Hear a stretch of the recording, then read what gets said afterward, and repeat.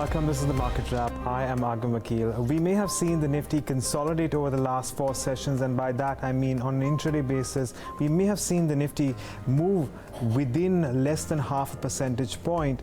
Well, on the weekly basis, we have seen the Nifty advance by exactly 1%. In terms of the key movers this week, we have seen the most amount of strength in UPL, which has advanced by around 9.5%. It's followed by Hindalco, up 7%. Tech Mahindra catching up with its other IT peers. It's advanced by around 6.6%. Power Grid and Tata Motors not too far behind. And Infosys lending strength as well, up as much as 4.5% through the course of the week. On the losing end, Yes Bank declining by 8%, but a majority of these losses came in today, and we'll talk about that in a little more detail today.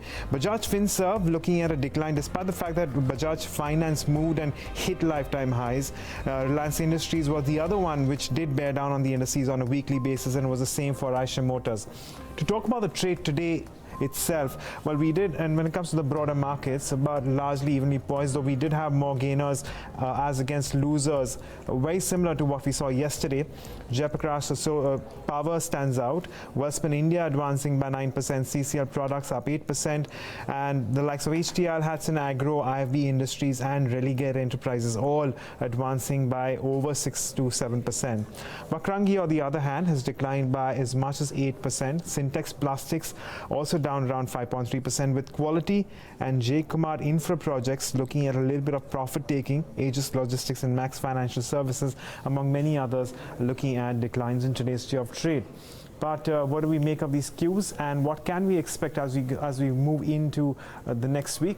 Let's get in our markets editor Neeraj Shah to take us through that. Neeraj, how has this week been, and what do you think we are moving into as we move into next week? A week of rotation, Agam, because we have seen that the underperforming stocks for the last few days, the defensives have come to the fore. So this 5-day chart of yours points towards how Power Grid, NTPC, amongst others, have started now making some presence felt. We have the rupee exporters doing well today. Don't know how long it will last, but the winners, Bajaj Finance, Bajaj Finserv, Reliance Industries, have all started coming off, and not just for the day today, the last 2 or 3 sessions. So a bit of a rotation happening. The world markets don't seem to be too unhappy a place. I think a lot will depend on what happens on the world markets over the weekend as well. This whole Canada and the US stock, and if that has a bearing on the US markets tonight, then Monday you come off for sure. Otherwise, things don't seem all that bad. Multiple weeks now, slow, gradual up move, about 1.5% every week. Right. Looking good for now, but yeah, I mean, as they say, valuations are stretched. Macros, the fiscal deficit numbers that came out from April to July, not the healthiest as well. Let's see if all of that has a bearing on our markets on Monday individually too. Okay, Neeraj, well, thank you for that perspective. Thanks, Agam. When it comes to technicals, what levels are we watching out for? This is what our technical analysts are telling us about. Listening. Nifty on the lower side, 11,600 are the important support zone, and for the Nifty on the upside, 11,750 would be the resistance level. For Bank Nifty, 27,800 are the support, and the resistance at 28,350. So in Bank Nifty, and Nifty has also formed a negative divergence, wherein the Bank Nifty has not formed a new high compared to Nifty. So as long as these divergence pattern continue in the markets, this time correction would continue, and we need to see a close above the resistance level for any fresh momentum.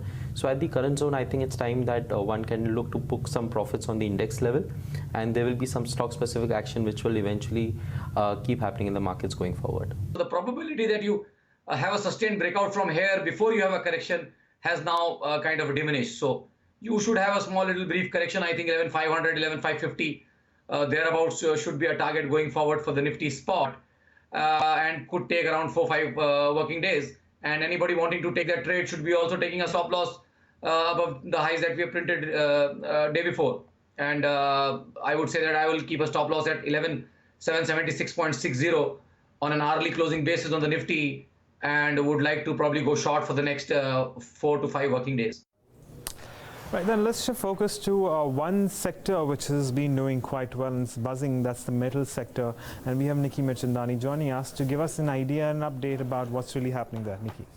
Agam, in fact, the month of August has been blissful for the entire Nifty Metal Index as a whole. We've seen the highest gains for the month of August in the last 5 years. That's the highest that we have in the last 5 years. Now, let's look at the seasonality chart here, where for the month of August, Nifty Index has fetched a return of more than 9%, which is only highest to the 11% return that was seen back in 2013.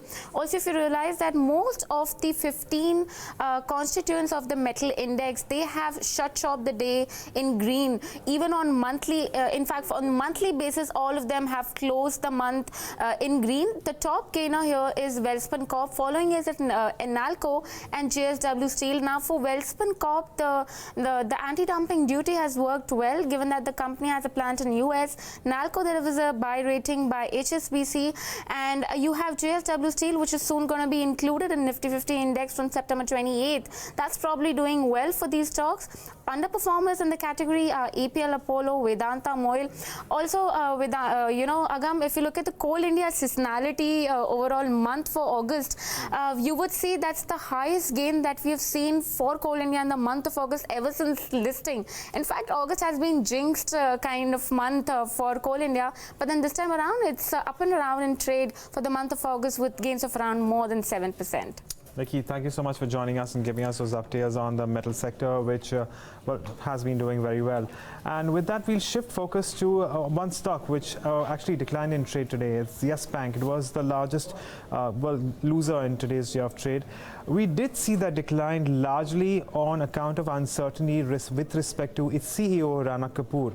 Well, from what we understand at this point in time is that, the RBI has deferred the appointment or the extension of his term as CEO at the Yes Bank, and for now we are not really sure, and that there is a lot of uncertainty whether or not and for how long will he be able to continue as the CEO of the company.